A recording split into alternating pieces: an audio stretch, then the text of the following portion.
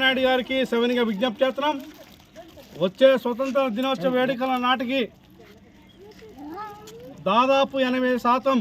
సామాజిక న్యాయం అమలవుతుందని ఈ దేశంలోని రాష్ట్రంలోని మేము ఇద్దరు నాయకులని దృష్టిలో ఉంచుకొని మేము ఆశిస్తున్నాం, గర్వపడుతున్నాం.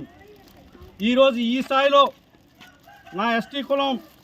మాదిగ రిజర్వేషన్ పోరాట సమితి మందకృష్ణ మాదిగ గారు వారసత్వం అందిపుచ్చుకున్న నాకు దేశ జాతీయ జెండాన్ని ఆవిష్కరించే అవకాశం ఇచ్చింది అని అంటే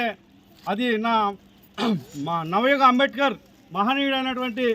కృష్ణమాదిగ గారి వల్లే ఈరోజు ఈ స్థాయి వచ్చిందని చెప్పి గర్వంగా చెప్పుకుంటూ భవిష్యత్తులో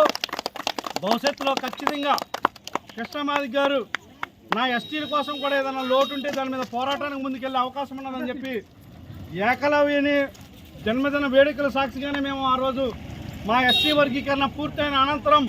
ఎస్టీల కోసం మేము పోరాటం చేస్తాం. మందకృష్ణ మాదిగ గారి నాయకత్వంలోని మేము ఆ రోజున మాట్లాడడం,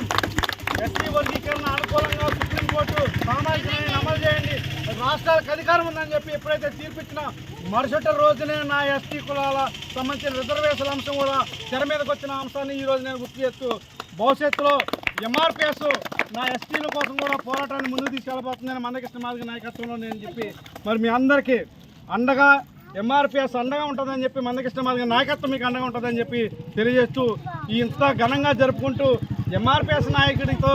జాతీయ జెండాన్ని ఆవిష్కరింపజేసిన నా ఎస్టీ కులానికి సంబంధించి భవిష్యత్తులో ఎప్పుడు కూడా మేము అండగా ఉంటూ మరి చరిత్రలోనే ఈ సంస్కృతి సాంప్రదాయం